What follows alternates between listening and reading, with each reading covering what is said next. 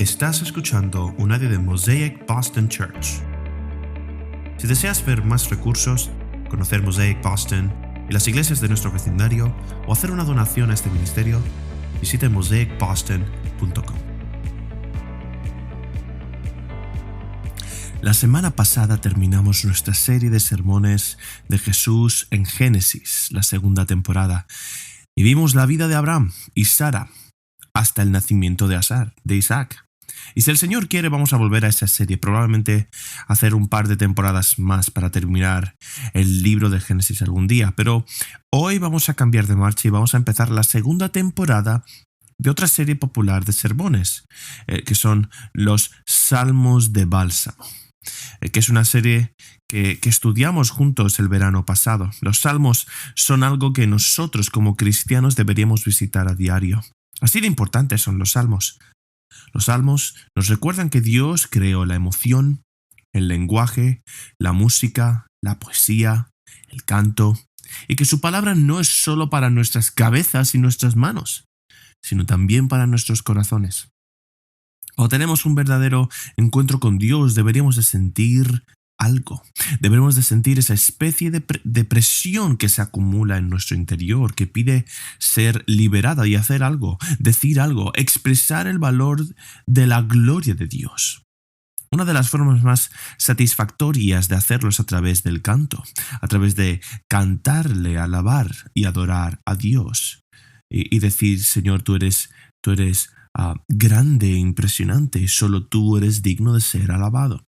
¿Cuántos de ustedes no pueden esperar a venir a la iglesia el domingo porque simplemente les encanta cantar al Señor? Como una de mis enseñanzas para nosotros como iglesia, y una de las cosas que espero que crezcamos durante la serie, es que nos convirtamos en una iglesia que ame cantar, y que ame cantar fuerte, con tono, en el tono, fuera de tono, no importa. A menos que estés en el equipo de alabanza, entonces importa mucho, pero para el resto de nosotros solo canta, porque Dios es digno de nuestra alabanza y es correcto que lo alabemos. Así que dicho esto, no debería sorprendernos que justo en medio de nuestras Biblias tengamos esa enorme colección de poesía y canciones que llamamos salmos. La música es poderosa. Sabemos que la música habla y conecta con nuestras mentes de una manera que mueve nuestros corazones. Se agita en nuestros corazones y realmente mueve nuestras manos a la acción. En el día de hoy, el día de la independencia, a principios de esta semana, pensaba en el valor que habrían necesitado estas pequeñas colonias americanas para decir que iban a enfrentarse al imperio fuerte y poderoso de la tierra. Un impuesto de 3 peniques sobre té. Pero bueno, ¿nos estás tomando el pelo? En aquel entonces no. No, pueden encontrar su té en el puerto y nos veremos en el campo de batalla. Llevo 8 años viviendo aquí y esa es todavía la única palabra que puedo decir con acento de Boston, ¿no? O todas estas cosas que puedo decir con un acento bostoniano. Pero bueno, volviendo al punto. Y el punto es que no te metas con las bebidas con cafeína de la gente, desde luego, ¿no? Ese es el primer punto. Y en segundo lugar, por si no fuera suficiente, la música jugó un papel bastante crucial en la guerra de la independencia. Las colonias compusieron cancioneros enteros que pretendían inspirar valor y para que la gente enfrentara a la corona británica. Y una de las canciones más populares de esa época era una canción llamada Chester. En realidad fue escrita no muy lejos de aquí, ¿no? El autor, William Billings, la escribió para el libro de cancionero de 1730 llamado el New England Psalm Singer, que es un título muy interesante, ¿no? Es el cancionero de Salmos de Nueva Inglaterra, ¿no? Es un título bastante interesante. Pero escuchen la letra. Esto es lo que escribe. Esto es traducido al español. Los tiranos sacuden su vara de hierro y la esclavitud hace sonar sus cadenas. No les tememos, pues confiamos en Dios. El Dios de Nueva Inglaterra reina por siempre. El enemigo se acerca con paso firme. Nuestras tropas avanzan con ruido marcial. Sus veteranos huyen ante nuestra juventud y los generales se rinden ante muchachos imberbes. Esto es como una salvajada y lo escucha y dice, sí, apúntame, vamos, dame el mosquete, estoy listo para pelear, vamos, apúntame en la batalla, ¿no? Billings acabó de terminar con toda la carrera del rey Jorge o King George ahí mismo, después de todo eso, ¿no? Ahora saltemos a la Guerra Civil Americana. Una vez más, una de las canciones más famosas de la Unión durante ese periodo de tiempo es una con la que probablemente estamos muy poco familiarizados. El himno de batalla de la República. La mayoría de nosotros conocemos el primer verso, ¿no? Que dice en español, mis ojos han visto la gloria de la venida del Señor. Él está pisoteando la cosecha donde se almacenan las uvas de la ira. Está soltando el fatídico rayo de su terrible espada veloz. Su verdad está marchando. Es una imagen del juicio de Dios descendiendo sobre las injusticias que estaban ocurriendo. Una de mis líneas favoritas, sin embargo, viene en uno de los últimos versos y dice así, y cito, en español. En la belleza de los lirios, Cristo nació al otro lado del mar, con una gloria en su seno que nos transfigura a ti y a mí. Ya que murió para hacer a los hombres santos, muramos para hacer a los hombres libres. Es la verdad la que marcha. Escuchas eso y tú en tu corazón dices, sí, esa es una causa por la que vale la pena luchar, es una causa por la que incluso vale la pena morir, ¿verdad? Históricamente, más personas murieron por esta causa que en cualquier otra guerra en la historia de los Estados Unidos. La guerra más sangrienta y mortífera de Estados Unidos se libró porque los jóvenes de la Unión tuvieron la valiente visión de que si Jesús había muerto para hacerlos santos, entonces tenían el deber de luchar e incluso morir para hacer a los hombres libres. Y cientos de miles de ellos lo hicieron. Para ponerlo en perspectiva, solo en la batalla de Gettysburg murieron más hombres que en toda la guerra de la independencia junta. Ahora, traigo esto a colación porque hoy estamos estudiando el Salmo 29. Y el Salmo 29 no es un texto tranquilo, sino que es un texto que se refiere a la libertad de los hombres. Y el Salmo 29 no es una canción tranquila, relajante o meditativa como para encenderla y hacer algo de yoga. No. El Salmo 29 es una canción de 150 pulsaciones por minuto. O sea, ponte los auriculares, prepárate para... O sea, esto es como un preentrenamiento para calentar y entrar en acción. Vas al gimnasio y vas a ponerte algo así para poner bien fuerte ese día. Eso es lo que estamos escuchando cuando leemos el Salmo 29. Debería de animarnos, encendernos, inspirarnos, llenarnos de valor para hacer algo, para luchar la buena batalla de la fe y para luchar la guerra espiritual que nos rodea. Me gusta imaginar que tal vez esta es una de las canciones que los coros militares de Israel cantaban mientras marchaban a la batalla. O tal vez esta es una de las canciones que Pablo y Silas cantaban en su celda de la prisión después de haber sido golpeados y arrestados por predicar el Evangelio. Incluso mejor. Aquí es como quiero establecer esto. Solo solo escuchad por un momento. Me gusta imaginar al rey David subiendo al micrófono como una especie de antigua batalla de gallos, ¿no? Una batalla de rap, ¿vale? Y se enfrenta a los profetas de Baal, está a punto de derretirles la cara, soltando la verdad sobre Dios, Yahweh, y así es como me lo estoy imaginando. No solo voy a estar aquí y tratar de ser el mejor bombo que pueda, si eso tiene algún sentido, y así lo tienen así, ¿no? O sea, es como me imagino este salmo. Entonces, vamos a leer el Salmo 29, el Salmo de David, el cual empieza de esta manera. Versículo 1. Tributen al Señor, oh hijos de los poderosos, tributen al Señor gloria y poder. Tributen al Señor la gloria debida a su nombre. Adoren al Señor en la majestad de la santidad. Voz del Señor sobre las aguas, el Dios de gloria truena, el Señor está sobre las muchas aguas, la voz del Señor es poderosa, la voz del Señor es majestuosa. La voz del Señor rompe los cedros. Sí, el Señor hace pedazos los cedros del Líbano y al monte de Sirión como cría de búfalo. La voz del Señor levanta llamas de fuego. La voz del Señor hace temblar el desierto. El Señor hace temblar el desierto de Cades. La voz del Señor para parir a las ciervas. Y deja los bosques desnudos y en su templo todo dice gloria. El Señor se sentó como rey durante el diluvio. Sí, como rey se sienta el Señor para siempre. El Señor dará fuerza a su pueblo. El Señor bendecirá a su pueblo con paz. Esta es la lectura de la santa palabra de Dios el día de hoy. Oremos. Dios, tú eres asombroso en poder, soberano sobre tu creación.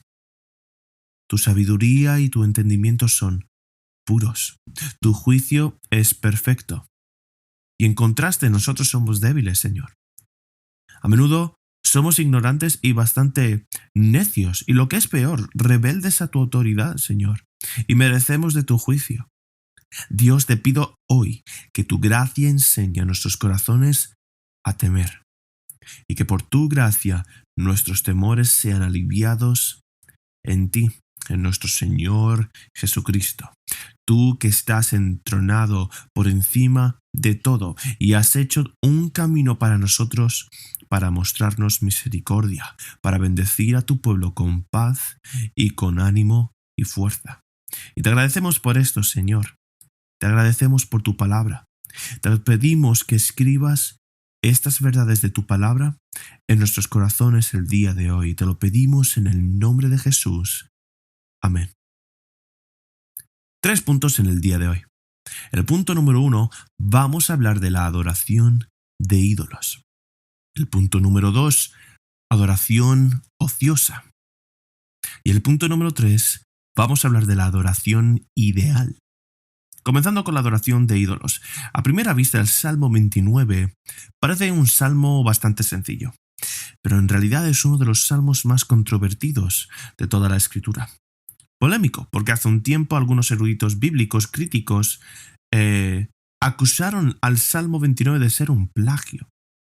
Vieron que parte del lenguaje utilizado en el Salmo, especialmente en los versos 3 y 9, era similar. Es una especie de reminiscencia del mismo lenguaje que los cananeos usaban cuando adoraban a su dios Baal. Y a lo largo de la mayor parte de la historia de Israel estaban rodeados por la tierra de Canaán y estaban rodeados por la religión, cultura y prácticas idolátricas de los cananeos. Y constantemente se enfrentaban a la tentación de conformarse a esa cultura y de practicar su idolatría. Y les ves luchando con eso una y otra vez en el Antiguo Testamento. Los cananeos creían en varios dioses, pero dos de los más importantes era Yam y Baal. Yam era el dios del mar. El mar representaba el caos del mundo indómito e incivilizado. Y Yam tenía un adversario llamado Hadad, que también se llamaba Baal. Baal era el dios de las tormentas y la lluvia, representaba el orden y la fertilidad y prosperidad.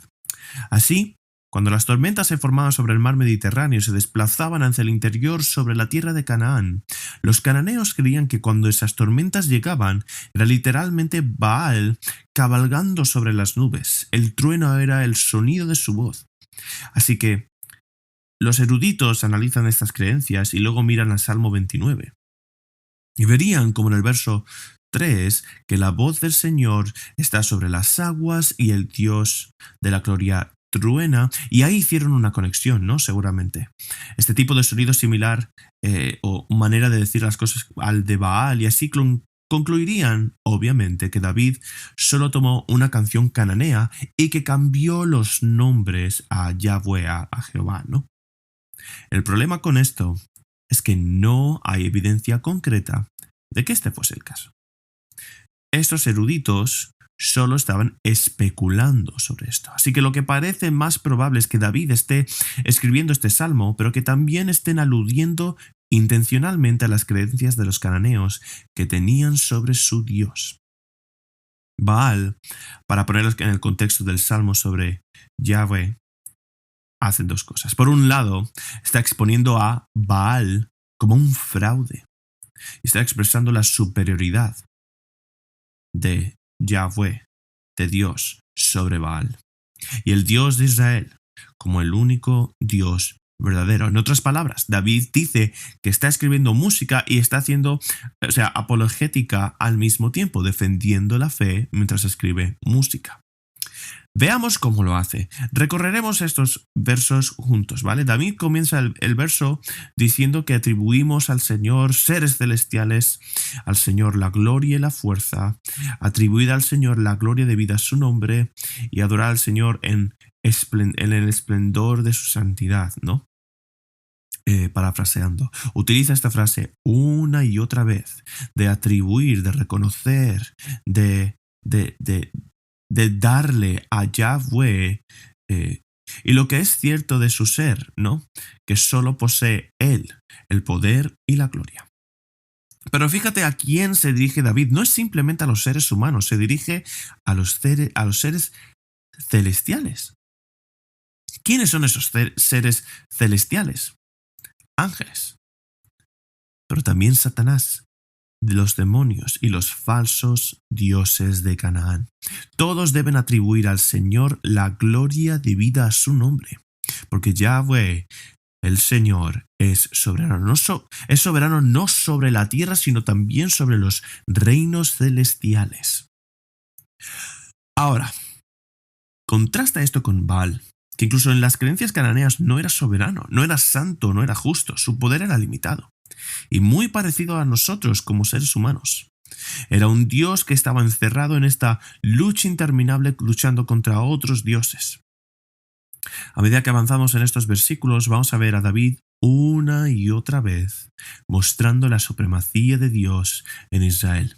Pero también vamos a notar lo que se dice aquí de Yahweh en el Antiguo Testamento. También es cierto de Jesucristo en el Nuevo Testamento. Así que cuando miras a Jesús en el Nuevo Testamento, los seres celestiales, los ángeles adoran y hasta los demonios tiemblan al sonido de su voz y estaban sujetos a su mandato. Igualmente, cuando Cristo regrese, Filipenses capítulo 2 nos dice que cuando Cristo regrese, toda rodilla se doblará y toda lengua confesará en el cielo y en la tierra y debajo de la tierra que Jesucristo es el Señor. Y Pablo allí está citando al profeta Isaías directamente, que Jesucristo es el Señor, Él es Yahweh, Él es el Dios de gloria, así que toda lengua confesará esto. Así que David establece el escenario, de que el Dios de Israel es supremo. Y luego sigue esta introducción y tiene un número perfecto de 7 declaraciones.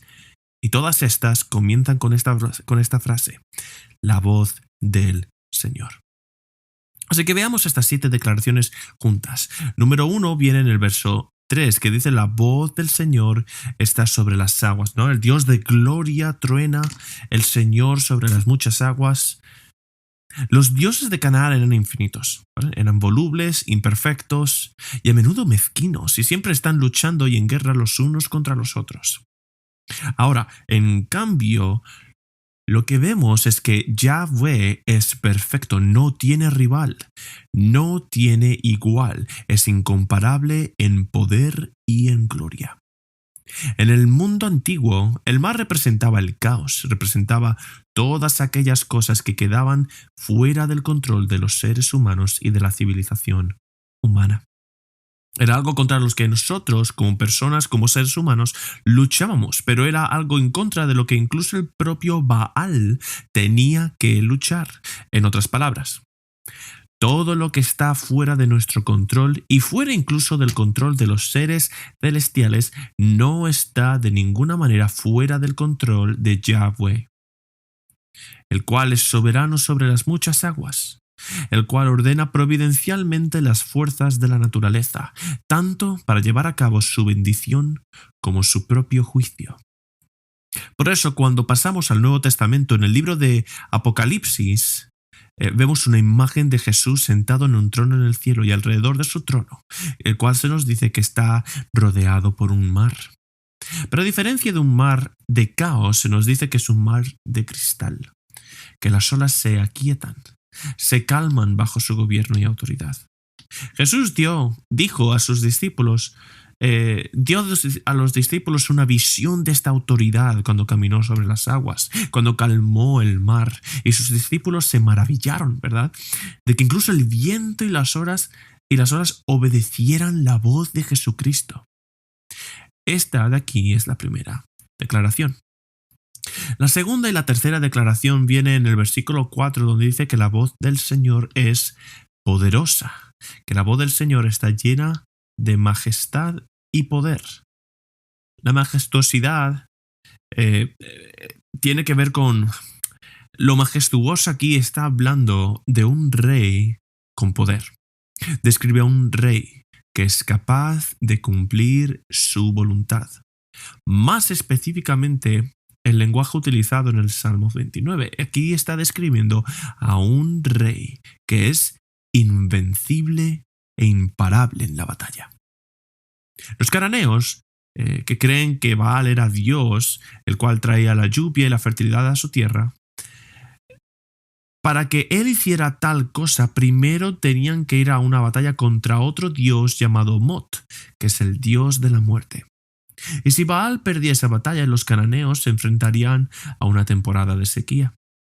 Así que lo que vemos aquí es que, a diferencia de Baal, Yahweh es un rey que no pierde en sus batallas.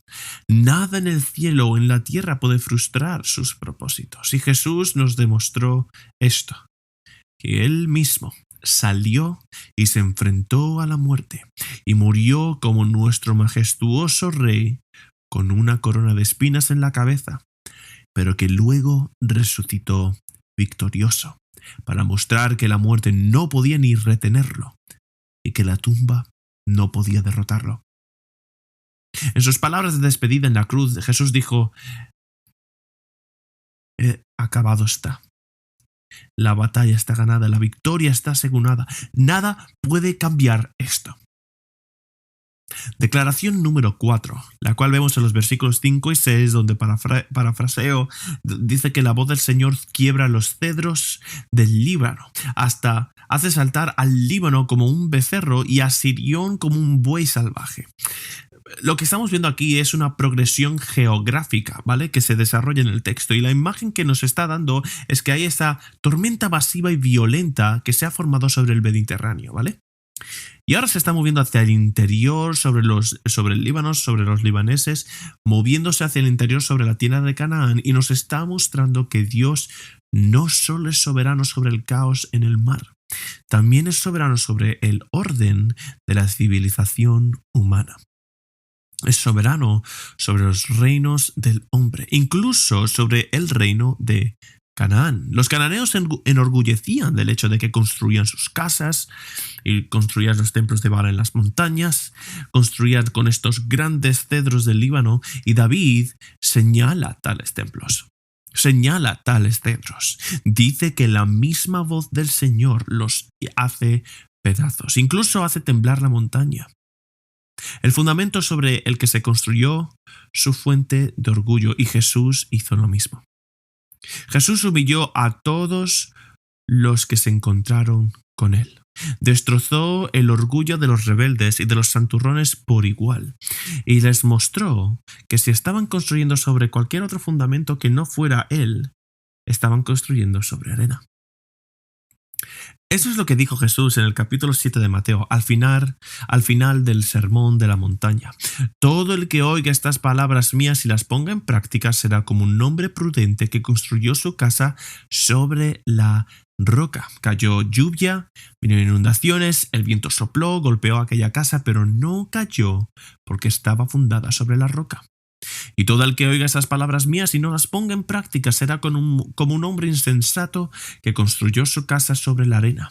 Cayó la lluvia y vinieron las inundaciones y los vientos soplaron y golpearon contra esa casa y cayó y fue grande su caída. Las últimas tres declaraciones vienen en los versículos 7, 8 y 9. El verso 7 dice que la voz del Señor lanza llamas de fuego, que la voz del Señor sacude el desierto y que la voz sacude el desierto de Cádiz y que la voz del Señor hace parir a los ciervos y desnuda el bosque y en su templo todos gritan gloria. Y ahora vemos que la tormenta se ha desplazado aún más al interior, ¿no? Y como está consumiendo todo un fuego. Está desnudando el bosque y nos está mostrando una severa advertencia del juicio de Yahweh, de que Él es un juez justo y de que al final expondrá lo que no se ve y que hará caer el juicio sobre lo que es impío. El versículo 9 dice que hace parir a los ciervos, ¿no? O sea, cuando leí esto por primera vez pensé que era una imagen agradable, reconfortante, en medio de todo este otro lenguaje. Y empecé a investigar esta frase, ¿vale? Y aprendí que lo que estaba describiendo es un fenómeno que ocurría ocasionalmente durante tormentas increíbles violentas, donde los animales preñados se asustaban tanto que daban a luz prematuramente. O sea, nos está mostrando que Dios va a exponer todo y va a traer justicia perfecta a la creación. Así que si tuviera que presumir todo esto y ponerlo en mis propias palabras, así es como diría: la voz del Señor es soberana tanto en el cielo como en la tierra. Él tiene el poder de cumplir perfectamente su voluntad. Él destrozará nuestros ídolos y nuestro orgullo. Tiene autoridad para juzgar su creación y la capacidad de revelar lo que está oculto para que nada escape a su justicia. Esa es la gran idea. Casi nada escapará a su justicia, excepto qué, ¿verdad? ¿No? Casi nada, excepto qué, ¿no? Excepto quién. Excepto los que vemos en el versículo 9, que han encontrado refugio en su templo. El clímax en el versículo 9 nos muestra que fuera del templo de Dios, sí, la voz del Señor está haciendo que la creación tiemble de miedo ante su juicio. Pero dentro del templo hay paz. Dentro del templo hay seguridad de que el pueblo de Dios ha sido cobijado por su misericordia y clama gloria. El Salmo 29 nos muestra que Dios es justo y no permitirá que el pecado se libre, pero también es misericordioso.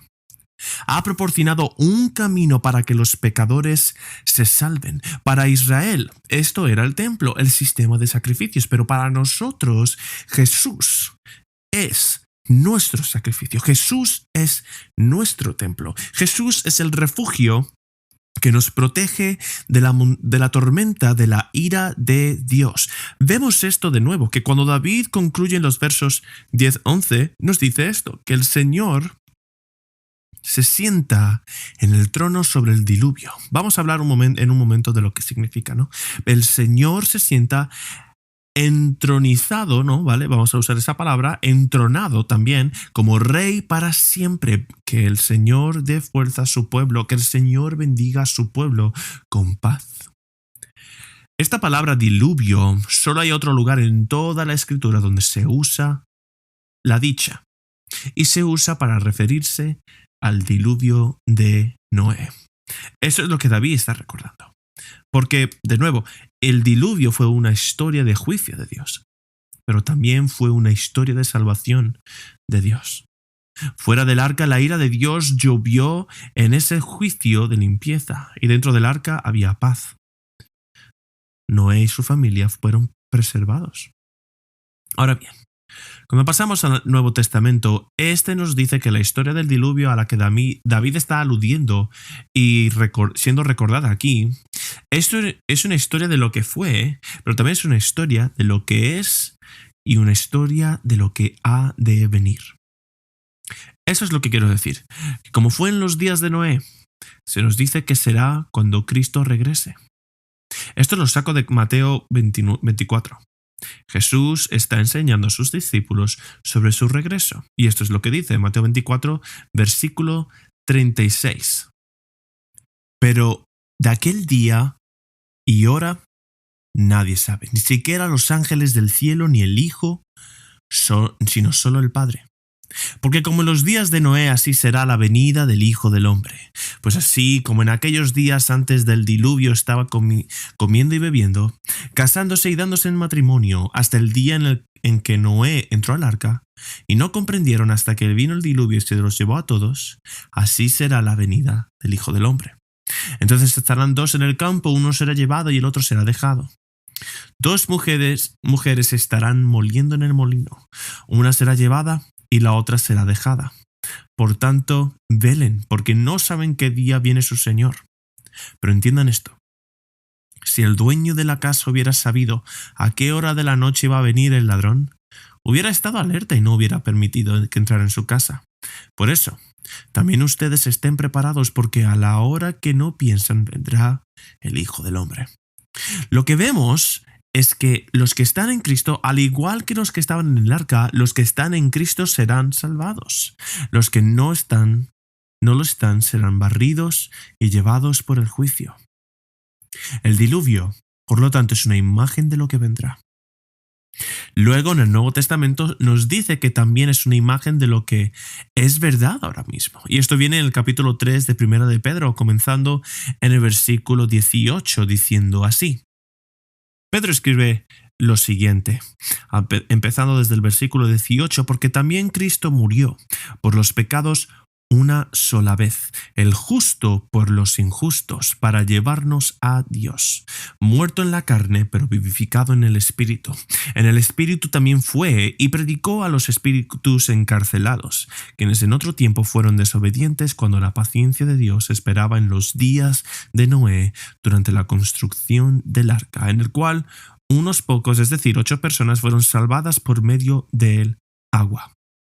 Y correspondiendo a esto, el bautismo ahora salva a ustedes, no quitando la suciedad de la carne, sino como una petición a Dios de buena conciencia mediante la resurrección de Jesucristo, quien está a la diestra de Dios, habiendo subido al cielo después de que le habían sido sometidos ángeles, autoridades y potestades.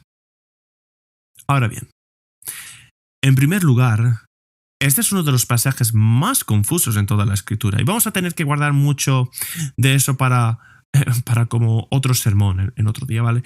Pero la gran idea aquí es clara, ¿vale? Que así como Jesús es nuestro refugio, nuestro templo, Jesús es el arca verdadera y el bautismo es una imagen de esta salvación a la que se refiere. Dice, en otras palabras, no es que no nos salvemos por el acto físico del bautismo, no es la eliminación de la suciedad de nuestro cuerpo, sino una apelación a Dios por la buena conciencia. Y es por eso que Jesús manda que todo cristiano se bautice. El bautismo es una acción externa, es una imagen que simboliza y muestra que proclama una realidad interna, que hemos apelado a la misericordia de Dios y hemos sido salvados por gracia mediante la fe en la resurrección de Jesucristo. Que Jesucristo es nuestro refugio, que Jesús es nuestra salvación. Y lo que esto significa es que en Cristo usted fue salvado. En el momento en el que te arrepentiste de tu pecado y pusiste tu fe en Cristo, fuiste salvado. A eso lo llamamos justificación. Pero también en Cristo estás siendo salvado por el poder del Espíritu Santo. Has sido salvado de la pena del pecado. Estás siendo salvado del poder del pecado en tu vida. A esto lo llamamos santificación. Y en Cristo usted será salvado. Eventualmente de la presencia misma del pecado todos juntos, y para todos los abogados llamamos esto glorificación. Estemos levantados, resucitados con Cristo para heredar un nuevo cielo y una tierra nueva, donde el pecado, el dolor, la muerte, la decadencia no serán más. Y lo que el Nuevo Testamento nos dice que hagamos es a la luz de esto. Es por eso que debemos correr a Cristo para rechazar, para la salvación sin demora ahora mismo. Pedro trae esto de nuevo en su segunda carta, en 2 de Pedro capítulo 3, versículo 9. El Señor no se tarda en cumplir su promesa, según algunos entienden la tardanza, sino que es paciente para con ustedes, no queriendo que nadie perezca, sino que todos vengan al arrepentimiento. Pero el día del Señor vendrá como ladrón, en el cual los cielos pasarán con gran estruendo, y los elementos serán destruidos con fuego intenso, y la tierra y las obras que hay en ella serán quemadas. Puesto que estas cosas, todas estas cosas han de ser destruidas de esta manera, ¿qué clase de personas no deben ser ustedes en santa conducta y en piedad? Esperando y apresurando la venida del día de Dios, en el cual los cielos serán destruidos por fuego y los elementos se fundirán con intenso calor. Pero, según su promesa, nosotros esperamos nuevos cielos y nueva tierra en los cuales mora la justicia. Cuando comprendemos correctamente el asombroso poder de Dios y su santidad, cuando experimentamos personalmente el amor, la misericordia salvadoras de Dios, la única respuesta racional es que arrojemos nuestros ídolos y que nos volvamos al único Dios verdadero. Debemos arrepentirnos de nuestra adoración de ídolos, pero eso en sí mismo no es suficiente. El segundo punto es que también debemos arrepentirnos de nuestra adoración vana, o como la hemos llamado, o adoración ociosa, ¿verdad? A veces incluso adoración hipócrita. El Salmo 29, los versículos 1 y 2, es atribuir al Señor, oh seres celestiales, atribuir al Señor gloria. La gloria debida a su nombre. Él es al esplendor de su santidad. Y esta última frase aquí en el versículo 2, no se refiere a la santidad de Dios, aunque Dios es santo. Está hablando de que necesitamos adorar al Señor en el esplendor de su santidad. Se trata de cómo adoramos a Dios. Es la idea de que necesitamos adorar a Dios correcto y necesitamos adorarlo de la manera correcta. Una de las primeras historias en las Escrituras fue la historia de dos hermanos, Caín y Abel, que iban a adorar al Señor, ¿no? Y en Génesis 14 se nos dice que Abel era un pastor de ovejas y que Caín era trabajador de la tierra. Y que con el tiempo Caín trajo al Señor una ofrenda de fruto de la tierra y Abel también trajo de los primogénitos de su rebaño y las porciones, y por ciertas porciones, ¿no? Y el Señor tuvo en cuenta a Abel y su ofrenda, pero a Caín y su ofrenda no les tuvo en cuenta. Caín obviamente se enojó y su rostro se abatió, ¿no? Y el Señor le dijo a Caín, ¿por qué estás enojado? ¿Por qué está caído tu rostro? Si haces bien, ¿no serás aceptado? Y si no lo haces bien, el pecado está agazapando tu puerta. Tu deseo es contrario a ti, pero no debes dominarlo. El pastor Jan predicó un gran sermón sobre esto en nuestra primera temporada de Jesús en Génesis. Creo que fue el cuarto sermón de esta serie, pero deberías ir a verlo. Pero la gran idea aquí es que Caín vino a Dios y él vino a darle lo que pensaba que tenía que hacer, lo que se requería de él con el fin de apaciguar a Dios, con el fin de mantener a Dios fuera de su espalda. Abel, se nos dice, dio su regalo en fe. Dio lo primero, lo primogénito, ¿no? Y dio lo mejor, porque confiaba en Dios, amaba a Dios, tenía un deseo genuino de adorar a Dios. Y muchas personas vienen a Dios y quieren venir a Dios como Caín. Quieren venir y preguntar, bien, ¿cuál es el mínimo que necesito hacer para permanecer en tu lado bueno? ¿O qué tan lejos puedo ir y caer de puntillas en el pecado antes de caer en tu lado malo? Y realmente, esta es la misma mentalidad que los cananeos trajeron a su Dios, a Baal. Baal no los amaba. No se preocupaba por ellos. No había ninguna relación ahí. Él era solo una fuerza que ellos necesitaban apaciguar para que todas las cosas fueran bien para ellos, ¿no? Y cuando tratamos de adorar a Dios de esa manera, muestra que realmente no lo conocemos. Probablemente hemos escuchado esta ilustración antes. Cuando ves una gran película, comes en un restaurante increíble, como que no puedes evitar cantar sus alabanzas, ¿no? O sea, ese tipo o sea, quieres contarle a tus amigos acerca de Dios, ¿no? ¿No? Y de la misma manera en la que tú quieres contar sobre esta gran experiencia que has tenido, ¿no? Quieres contarlo a los demás, ¿no? Pues lo mismo, ¿no? Quieres decirle a todo el mundo que la gran experiencia que tú has tenido en este restaurante, abres la aplicación, pones las 5 estrellas. ¿Por qué sería diferente con Dios? Cuando realmente experimentas a Dios, la adoración a su nombre viene naturalmente. No se puede evitar dar a Dios la gloria que le corresponde. Se convierte en nuestro deleite cuando sabemos quién es realmente. Así que la pregunta para nosotros es, ¿cómo nos acercamos a Dios y adoramos? ¿Es así como nos acercamos a Dios? Si no es así, la lección, en realidad, la advertencia aquí es que tal vez no estés adorando ídolos, pero tu adoración podría ser un ídolo. Tu adoración podría ser en vano, podría ser hipócrita. Mateo 15, Jesús citó al profeta Isaías para reprender a los fariseos y les llamó hipócritas. Bien profetizó Isaías sobre ustedes cuando dijo: esta gente me honra con sus labios, pero su corazón está lejos de mí. En vano me adoran en la ociosidad, enseñando su doctrina, los mandamientos del hombre. Y Jesús toma una postura muy dura contra los fariseos. Y este tipo de oración tienes que preguntarte como, ¿por qué es tan serio en esto el Señor, no? Él es serio porque sabe dónde lleva esto. Tal cosa lleva al pecado. Y en última instancia, a la muerte. Como Caín, cuando nuestro corazón no está en el lugar perfecto, dando la gloria a Dios en adoración, ese es el lugar, el pecado está justo ahí, agazapando en la puerta, esperando esa oportunidad para abalanzarse. Jesús en el libro de Apocalipsis reprendió a la iglesia de la Odisea por este tipo de adoración de ídolos, hipócrita y con un medio corazón, parte de su corazón en un sitio, parte de su corazón en Dios.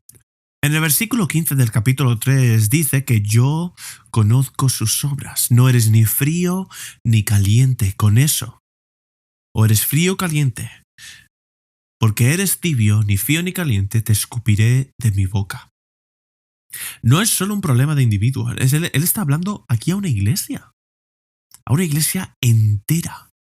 Y vemos qué pendiente, resbaladiza y peligrosa es esta. Se aclara unos versos más adelante en el versículo 20 donde Jesús continúa y dice: he aquí que estoy a la puerta y llamo. Si alguien escucha mi voz y abre la puerta, entraré y comeré con él y él conmigo. Ahora, ¿qué ocurre aquí? Esta adoración y afecto tibios han resultado ahora en una iglesia que ha excomulgado de una manera efectiva a Jesús.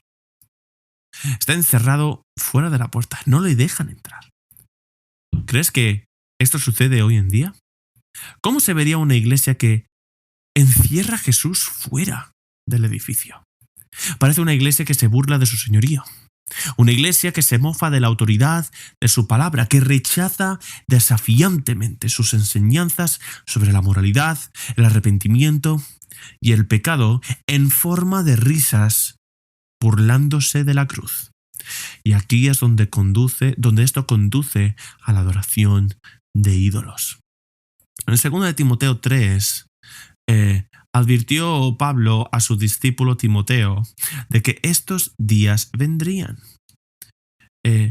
Dice esto, hablando Timoteo, Pablo: pero debes saber esto, que en los últimos días vendrán tiempos difíciles, porque los hombres serán amadores de sí mismos, avaros, jactanciosos, soberbios, blasfemos, desobedientes a los padres, ingratos, irreverentes, sin amor, implacables, calumniadores, desenfrenados, salvajes, aborrecedores de lo bueno, traidores, impetuosos, envanecidos, amadores de los placeres en vez de amadores de Dios, teniendo apariencia de piedad, pero habiendo negado su poder. A los tales evita. Mira lo que dice el versículo 5. Teniendo apariencia de piedad. Ruego, yo oro, que nunca seamos una iglesia que se conforme con tener simplemente la apariencia de piedad. Yo oro que seamos una iglesia que se conforme con nada menos que Jesucristo. No debemos ceder a la adoración de falsos ídolos y tampoco debemos ceder a la ociosidad de la falsa adoración. El tercer punto es que debemos perseguir la adoración ideal. David dice, adorar al Señor en su esplendor, en el esplendor de su santidad. ¿Cómo es la adoración ideal? Jesús responde a esto en el capítulo 4 de Juan. Él está teniendo una conversación con la mujer samaritana en el pozo y en su conversación ella saca el tema de cómo debemos adorar a Dios y los samaritanos lo hacen de esta manera y los judíos lo hacen de esta manera. ¿Qué tenemos que hacer? Y Jesús les da una respuesta. Y esto es lo que dice en el versículo 23. Escuchad lo que dice. Versículo 23 dice, escucha, la hora viene y ya está aquí. Pero la hora viene y ahora es cuando los verdaderos adoradores adorarán al Padre en espíritu y en verdad. Porque ciertamente a los tales el Padre busca que adoren. Dios es espíritu y los que adoran deben adorar en espíritu y en verdad. Tres cosas que quiero cubrir aquí muy rápido al final, pero que lo vemos como adoradores ideales y es lo que vemos lo siguiente. Los adoradores ideales adoran en espíritu. Los adoradores ideales adoran en verdad. Los adoradores ideales adoran de una manera encarnada. Es decir, es una manera encarnada, o sea, física.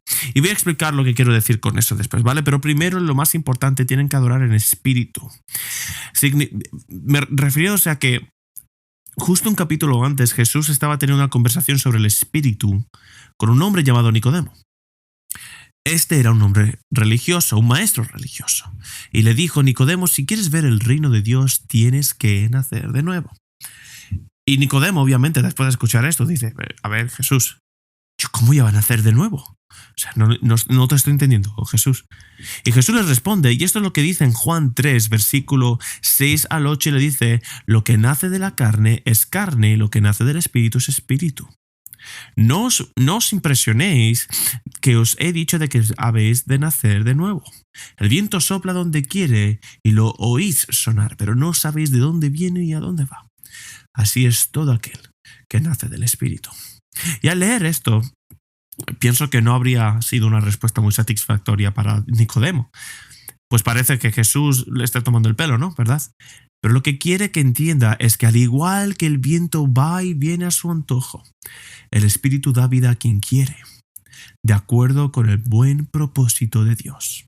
No podemos controlar eso más de lo que podemos controlar el viento. Así que adorar en el Espíritu empieza por reconocer la soberanía de Dios sobre todo, incluso sobre nuestra salvación. Ahora, al mismo tiempo, Jesús está tratando de forzar una respuesta en Nicodemo. No está esperando que sea completamente pasivo. Quiere que haga algo y que por lo tanto hay un misterio, hay una tensión aquí que tenemos que abrazar. Que no podemos hacer nacer de nuevo a nosotros mismos más de lo que causamos nuestro propio nacimiento físico. Las Escrituras enseñan que el Espíritu Santo regenera soberanamente los corazones y lo hace a través de la proclamación del Evangelio. Pero cuando escuchamos el Evangelio, también tenemos la responsabilidad de responder, que por nuestra propia elección debemos responder en arrepentimiento. Tuve un profesor en el seminario que lo comparó con las velas de un barco. Las velas en realidad no pueden mover el barco. No tienen poder en sí mismas para poder hacerlo. No pueden hacer que el viento sople, pero cuando el viento sopla, necesitan estar en la posición apropiada para ser llenadas y que el barco se mueva. Y esta no es una ilustración perfecta, pero para que podamos adorar en espíritu, Dios debe actuar en nuestro favor. Y nosotros debemos responder con arrepentimiento y fe, acercándonos a Él con humildad. Se trata de acercarnos al Señor. No sobre la base de lo que somos o lo que hemos hecho o lo que podríamos hacer por Él, sino sobre la base, sobre el fundamento de lo que Él ha hecho por nosotros a través de Jesucristo. David lo expresó así en el Salmo 51.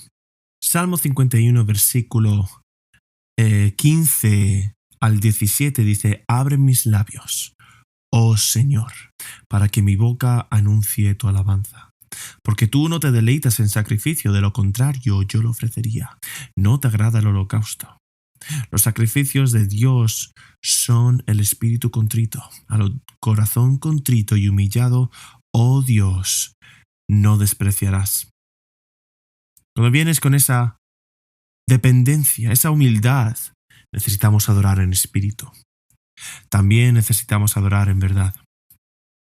Isaías 66, así dice el Señor: el cielo es mi trono y la tierra es el escabel de mis pies. ¿Cuál es la casa que me construyes? ¿Cuál es el lugar de mi descanso? Todo esto hizo mi mano y así llegó a ser, declara el Señor. Pero a este es a quien miraré, al que es humilde y contrito de espíritu, y tiembla ante mí. Palabra, una verdadera adoración, requiere que temblemos ante la palabra de Dios. Requiere una sumisión y una obediencia a la palabra de Dios. Jesús lo puso así en Juan 10:27, donde dice que mis ovejas oyen mi voz y yo las conozco y me siguen. Mis ovejas oyen mi voz y no se van a hacer lo que les dé la gana. Oyen mi voz, las conozco y me siguen. Los cananeos inventaron todo tipo de formas perversas para adorar a sus dioses. Practicaban prostitución en el templo, incluso el sacrificio de niños en alguna ocasión. Y en contraste, el pueblo de Dios necesita adorar de la manera que Dios dice, a la manera que Dios manda, de acuerdo a su verdad en las Escrituras. Solo un ejemplo práctico. Hay un montón de canciones de adoración modernas por aquí hoy en día que probablemente nunca vamos a cantar en Mosaic. Porque hay muchas canciones por ahí que son ricas en calidad de producción y tristemente son pobres cuando se trata de la verdad bíblica. Las palabras que cantamos sobre Dios, las palabras que cantamos a Dios, esas palabras importan. Por eso tiene que ir mucho más allá de las palabras que cantamos. Esto tiene que ver con la vida que vivimos. Cuando escuchamos la voz de Jesús, necesitamos someternos a ella. Necesitamos seguirlo. Lo que esto significa de manera más práctica es que cuando estamos leyendo este libro o leyendo las Escrituras y nos encontramos con algo que nos ofende, no es porque las Escrituras estén fuera del lugar. Es que o no las hemos entendido o estamos fuera de lugar y tenemos que alinear nuestra vida con la palabra de Dios. Y lo hacemos porque confiamos en que Jesús es nuestro pastor, que su palabra no solo es siempre correcta, sino que su palabra es siempre bella y buena. En 1 de Juan, del 1 al 3, o sea, los capítulos 1 al 3, se dice de que este es el gran amor de Dios, que guardemos sus mandamientos y sus mandamientos no son gravosos. Jesús dijo a sus discípulos en Juan 14 que si me amáis, guardaréis mis mandamientos. Entonces, los adoradores ideales adoran en espíritu. Los adoradores ideales adoran en verdad. Y los adoradores ideales adoran encarnados, ¿vale? Y ahora voy a explicar lo que quería decir. Romanos 12:1 dice, continúa y dice, por tanto, hermanos, les ruego por las misericordias de Dios. Aquí Pablo dice, a la luz de lo que acabo de escribirles acerca de Dios, su justicia y su asombrosa misericordia y gracia, a la luz de todas estas cosas que he escrito en los capítulos anteriores. Debido a eso, tenéis que presentar, y continúa aquí en los versículos, sus cuerpos como sacrificio vivo, santo, aceptable a Dios, que es el culto racional de ustedes. Y versículo 2, no se adapten a este mundo, sino transfórmense mediante la renovación de su mente para que verifiquen cuál es la voluntad de Dios, lo que es bueno y aceptable y perfecto. La verdadera adoración no es algo que podamos compartimentar con las canciones que cantamos un domingo por la mañana, sino que tiene que estar encarnada. Lo que quiero decir es que tiene que encarnarse, tiene que impregnar nuestra vida diaria de una manera transformadora. Eso va a requerir fuerza, valor. Creo que por eso David ora por esto en el final del Salmo 29. Que el Señor nos dé fuerza a su pueblo y que bendiga a su pueblo con paz para vivir verdaderamente nuestras vidas como sacrificios vivos a Dios. Eso va a requerir un coraje sobrenatural para no conformarnos a los patrones de este mundo.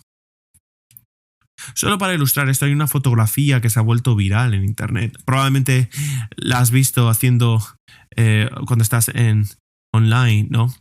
Una foto de la Alemania nazi, ¿vale? Se ve en la foto una multitud de personas y a primera vista se ve a todos saludando, haciendo a Hitler, ¿no? Haciendo el saludo nazi. Pero luego se mira un poco más cerca, pero hay un tipo en medio y está en pie allí como, no estoy de acuerdo con esto. Puedes mirar a este tipo que en realidad, por lo que entiendo, ¿vale?, fue detenido por resistencia, su rebelión a algunas de las leyes nazis. Su rebelión contra ellos le costó muy caro. Se enfrentó a muchas dificultades en su vida porque se negó a conformarse con este modelo de tal época. Y traigo esto a colación porque es una buena imagen para que podamos contemplar.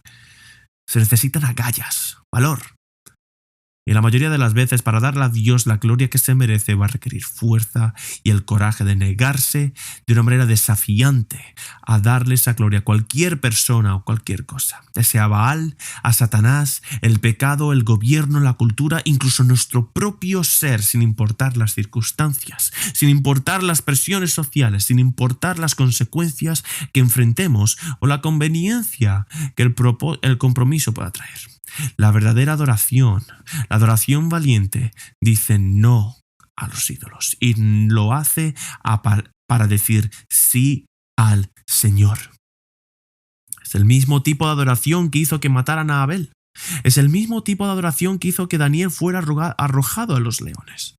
Es esta clase de adoración que hizo que Sadrach, Mesach y Abed-nego fueran arrojados al horno de fuego, que hizo que los apóstoles fueran martirizados por su fe. Y esta es la clase de adoración inflexible que hizo que Jesucristo fuera clavado en una cruz. Mira, Jesús es el verdadero cuadro ideal de lo que es adorar al Señor, de lo que es amar al Señor, nuestro Dios, con todo nuestro corazón, alma, mente y fuerzas y amar a nuestro prójimo como a nosotros mismos. Él es nuestra fuerza, nuestra paz y la razón por la que no tenemos que temer vivir nuestras vidas y dar nuestras vidas como sacrificios vivos, porque sabemos que Él estuvo dispuesto a dar su vida como sacrificio agonizante por nosotros. Se enfrentó a Satanás, al pecado y a la muerte. Los derrotó a través de su muerte y resurrección, y la batalla ya está ganada. Así que cuando estemos cansados, fatigados, cuando estemos desanimados y temerosos, Jesús es nuestro himno de batalla. Jesús es lo que nos da el coraje para decir: donde quiera que me llames a ir, iré. Y lo que digas que haga, lo haré. Y lo que me digas que haga, lo diré. Y lo que me digas que diga, lo diré. Porque solo tú eres Dios. Solo tú eres poderoso para salvar y solo tú eres digno de toda alabanza. Oremos. Señor, eres asombroso, santo, perfecto en todos los sentidos. Dios, nos maravillamos ante tu poder. Temblamos ante la cruz de tu Hijo Jesucristo, y en su cruz vemos desplegar las justas exigencias de tu perfecta justicia, y también vemos tu reino, tu tierno corazón de misericordia, tu tremendo amor por nosotros. Gracias por Jesús. Te agradecemos por el perdón que tenemos en su nombre. Te agradecemos por el poder del Espíritu Santo, porque tenemos paz por tu victoria sobre Satanás, el pecado y la muerte. Y solo tú eres bueno, solo tú eres Dios, digno de toda la alabanza. Jesús, tú eres el nombre que está por encima de todo nombre. Y sabemos que llegará el día en que toda rodilla se doblará en el cielo y en la tierra y debajo de la tierra. Y toda lengua confesará que tú eres el Señor, para la gloria de Dios Padre. Señor, te agradecemos que incluso ahora podemos alabarte.